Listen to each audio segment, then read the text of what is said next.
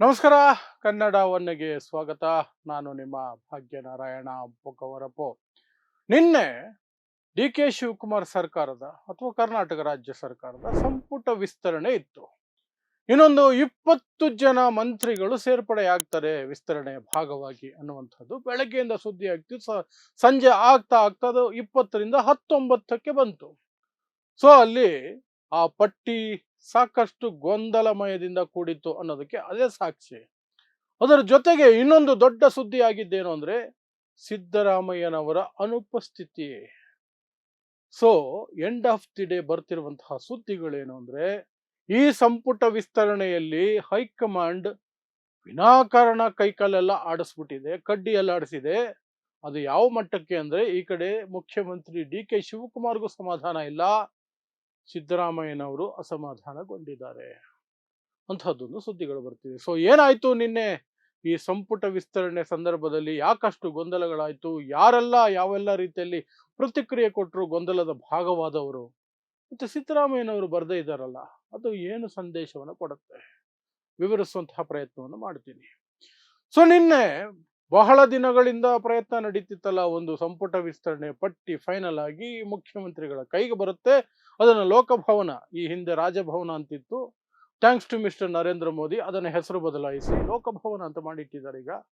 So ಲೋಕಭವನದ ರಾಜ್ಯಪಾಲರಿಗೆ ಕೊಟ್ಟು ಅಲ್ಲಿ ಪ್ರಮಾಣ ವಚನವನ್ನ ಸ್ವೀಕಾರ ಸಮಾರಂಭ ಮಾಡಬೇಕು.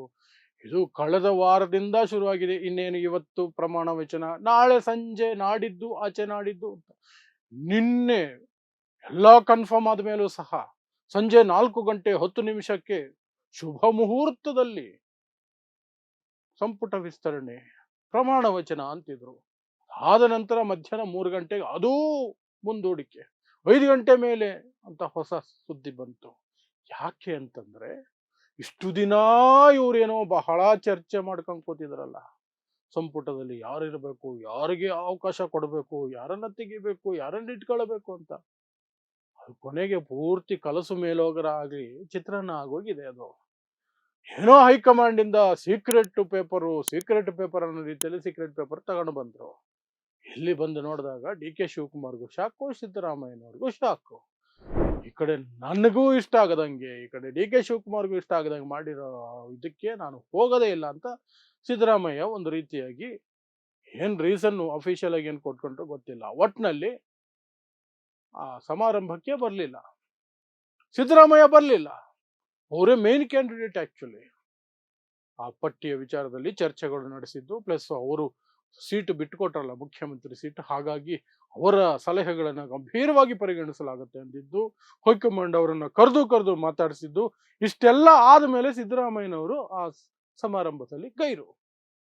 ಅಲ್ಲಿಗೆ ಸ್ಪಷ್ಟವಾಗಿ ಗೊತ್ತಾಯ್ತು. ಹಾಗಾದ್ರೆ ಏನದು ದೊಡ್ಡ ಗೊಂದಲಗಳಾಗಿತ್ತು? ಮೊಟ್ಟ ಮೊದಲನೇ ಗೊಂದಲ, ಯಾರು ಹೇಳಿದ್ರು ನಂಬದೇ ಇರುವಂತಹ ಗೊಂದಲ ಏನು ಅಂದ್ರೆ ಟೈಪಿಂಗ್ ಎರರ್ ಅಂತ ಹೇಳಿ ಒಂದು ಹೆಸರನ್ನ ತೆಗೆದು ಇನ್ನೊಂದು ಹೆಸರನ್ನ ಹಾಕಿದ್ರು ಕೊನೆ ಕ್ಷಣದಲ್ಲಿ. ಏನದು, ಯಾರ್ದದು ಹೆಸರು? ಮಂಕಾಳ ವೈದ್ಯ ಹೆಸರನ್ನ ಮೊದಲು ಬಂದಂತಹ 20 ಜನರ ಪಟ್ಟಿಯಲ್ಲಿ ಹಾಕಲಾಗಿತ್ತು. ಸಂಜೆ ಆಗ್ತಾ ಆಗ್ತಾ ಆಗ್ತಾ ಅದು ಟೈಪೋ ಎರರ್, ಟೈಪಿಸ್ಟು ಮಿಸ್ಟೇಕ್ ಮಾಡಿಬಿಟ್ಟಿದ್ದಾರೆ, ಅವರನ್ನ ತೆಗೀರಿ, ಅವರಲ್ಲ SS ಮಲ್ಲಿಕಾರ್ಜುನ್ ಬರ್ಬೇಕು ಆ ಜಾಗದಲ್ಲಿ ಅಂತ SS ಮಲ್ಲಿಕಾರ್ಜುನ್ ತಂದು ಕೂರಿಸಿದ್ರು. ಆಮೇಲೆ ಬಂದ ಸುದ್ದಿ ಏನಂದ್ರೆ SS ಮಲ್ಲಿಕಾರ್ಜುನ್ ಬ್ಲಾಕ್ ಮೇಲ್ ಮಾಡಿದ್ರು, ನಾನು ರಾಜೀನಾಮೆ ಕೊಡ್ತೀನಿ, ನನ್ನ ಮಗ MLA ರಾಜೀನಾಮೆ ಕೊಡ್ತಾನೆ, ನನ್ನ ಹೆಂಡತಿ MP ಅವರು ರಾಜೀನಾಮೆ ಕೊಟ್ಟು ಬಿಡ್ತಾರೆ, ನನಗೆ ಸಚಿವ ಸ್ಥಾನ ಕೊಡ್ಲೇಬೇಕು ಅಂತ ಪೊಟ್ಟು ಹಿಡಿದು ಬ್ಲಾಕ್ ಮೇಲ್ ಮಾಡಿ ಕೊನೆ ಕ್ಷಣದಲ್ಲಿ ನುಸುಳ್ಕೊಂಡ್ರು ಅನ್ನೋದು ಬಂದಿದ್ದ ಸುದ್ದಿ. ಆದರೆ ಹೈಕಮಾಂಡ್ ಹೇಳ್ತಿರೋದು, ಕಾಂಗ್ರೆಸ್ ಹೈಕಮಾಂಡ್, ಅದು ಟೈಪ್ ರೈಟಿಂಗ್ ಎರರ್, ನಂಬಿದ್ರೆ ನಂಬಿ ಬಿಟ್ರೆ ಬಿಡಿ. ಒಟ್ಟಿನಲ್ಲಿ ಅದೊಂದು ದೊಡ್ಡ ವಿಚಾರ ಆಯ್ತು. ಆಮೇಲೆ 20 ಜನರ ಪಟ್ಟಿ ಇದಕ್ಕಿದ ಹಾಗೆ 19 ಆಗೋಯ್ತು.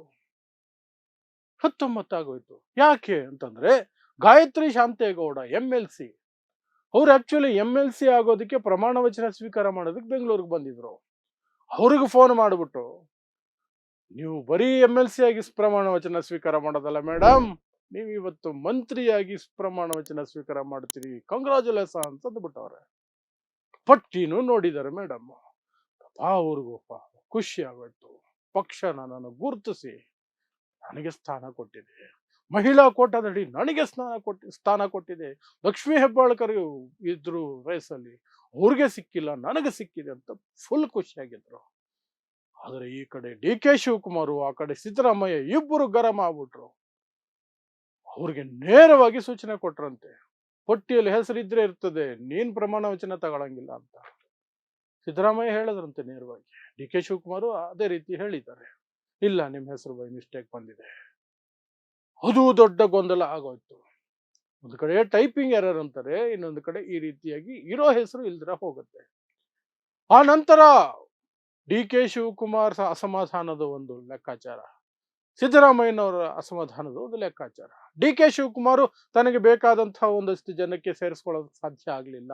ಪ್ಲಸ್ ಇಡೀ ಸಚಿವ ಸಂಪುಟ ಸಿದ್ದರಾಮಯ್ಯನವರು ಬಯಸ್ದಂಗೆ ಕಾಣಿಸ್ತಿದೆ ಅನ್ನೋದು ಡಿ ಕೆ ಶಿವಕುಮಾರ್ ಅವರಿಗೆ ಇರುವಂತಹ ಸಂಕಟ. ಲಕ್ಷ್ಮೀ ಹೆಬ್ಬಾಳ್ಕರ್ ಸಚಿವ ಸಂಪುಟದಲ್ಲಿ ಇರಬೇಕು ಅಂತ ಡಿ ಕೆ ಶಿವಕುಮಾರ್ ಬಯಸಿದ್ರು, ಅದಾಗ್ಲಿಲ್ಲ. ಇನ್ನೊಂದಷ್ಟು ಜನರ ಹೆಸರುಗಳನ್ನ ಅವರು ಪ್ರಪೋಸ್ ಮಾಡಿದ್ರಂತೆ, ಅದ್ಯಾವುದೂ ಓಕೆ ಆಗಿಲ್ಲ.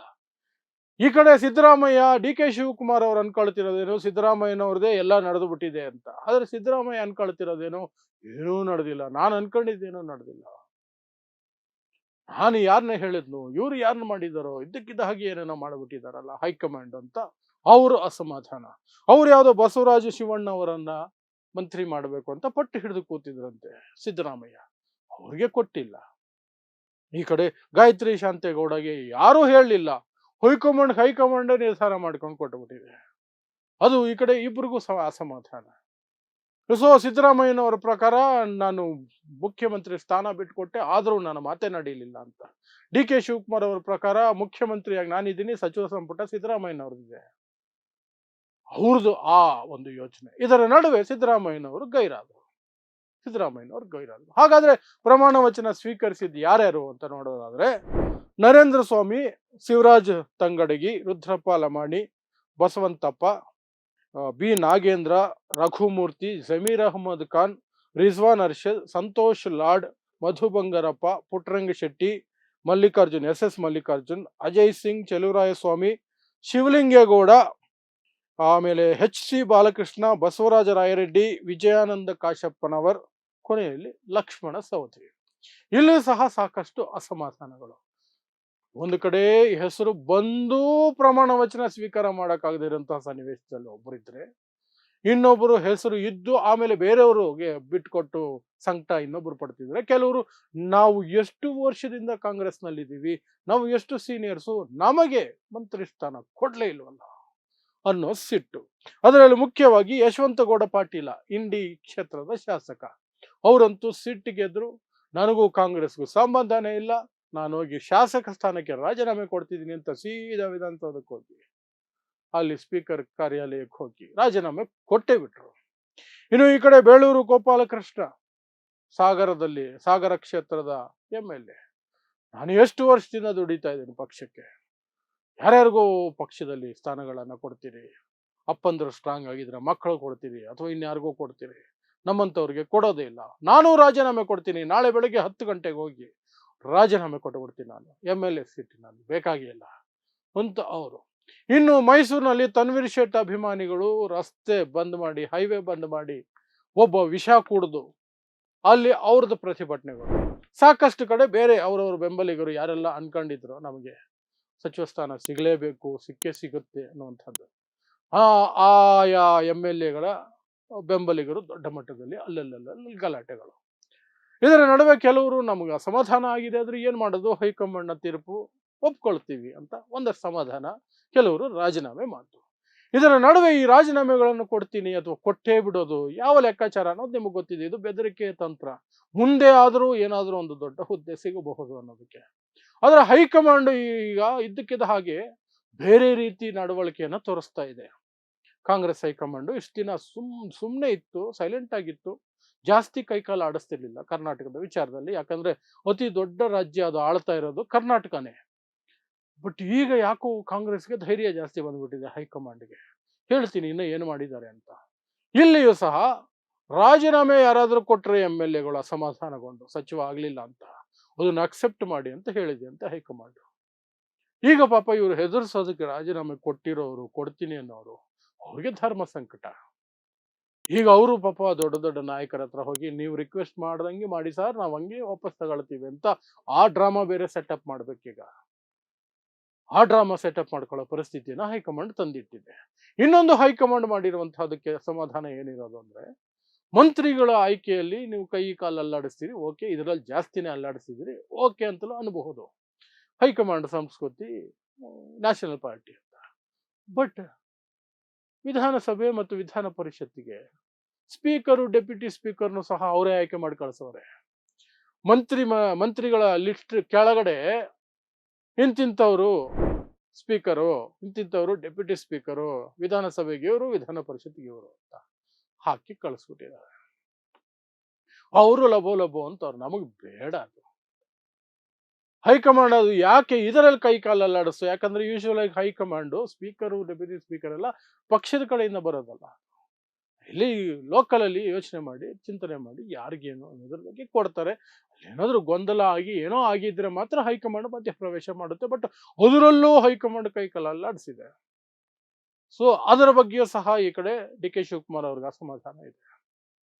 ಒಟ್ಟಾರೆಯಾಗಿ ಇದೊಂದು ಸಚಿವ ಸಂಪುಟ ವಿಸ್ತರಣೆ ಸುಮ್ಮನೆ ಸ್ಮೈಲ್ ಕೊಡ್ತಾ ಇದ್ರು ಫೋಟೋಗಳಿಗೆ, ಯಾರಿಗೂ ಸಮಾಧಾನ ಇರಲಿಲ್ಲ. ಸಿದ್ದರಾಮಯ್ಯನವ್ರಿಗೂ ಸಮಾಧಾನ ಇಲ್ಲ, ಡಿ ಕೆ ಶಿವಕುಮಾರ್ಗೂ ಸಮಾಧಾನ ಇಲ್ಲ. ಮಂತ್ರಿ ಆಗಿರೋರು ಖುಷಿ ಇದೆ, ಬಟ್ ಮಿಕ್ಕವ್ರಿಗೆ ಎಲ್ರಿಗೂ ಸಹ ಇದು ಏನಾಯ್ತು ಅನ್ನೋದ್ರ ಬಗ್ಗೆನೆ ಫುಲ್ ಕನ್ಫ್ಯೂಷನ್ ಅಲ್ಲಿ ಇದ್ದಾರೆ. ಈ ಕಡೆ ದಿನೇಶ್ ಗುಂಡೂರಾವ್ ಅಂತ ಸೀನಿಯರ್ಗಳು ಸಹ ಮಿನಿಸ್ಟ್ರಿ ಇಲ್ದರೆ ಈಗಿರ್ಬೇಕಾದಂತಹ ಅನಿವಾರ್ಯತೆ ಬಂದಿದೆಯಲ್ಲ ಅಂತ ಅವರ ಸಮುದಾಯ ಬ್ರಾಹ್ಮಣರೇ ಇಲ್ಲದಂತಹ ಸಚಿವ ಸಂಪುಟ ಇದು ಅಂತ ಅವರು, ಮಹಿಳೆಯರ ಪ್ರಾತಿನಿಧ್ಯನೇ ಇಲ್ಲದ ಸಚಿವ ಸಂಪುಟ, ಒಬ್ರು ಮಹಿಳೆಯರು ಮಂತ್ರಿ ಇಲ್ವಲ್ಲ ಇದರಲ್ಲಿ ಅಂತ ಮಹಿಳೆಯರು, ಏನೋ ಒಟ್ಟಿನಲ್ಲಿ ಎಲ್ಲ ಕಡೆ ಅಸಮಾಧಾನದ ಒಂದು ಹೊಗೆ ಕೂಗು.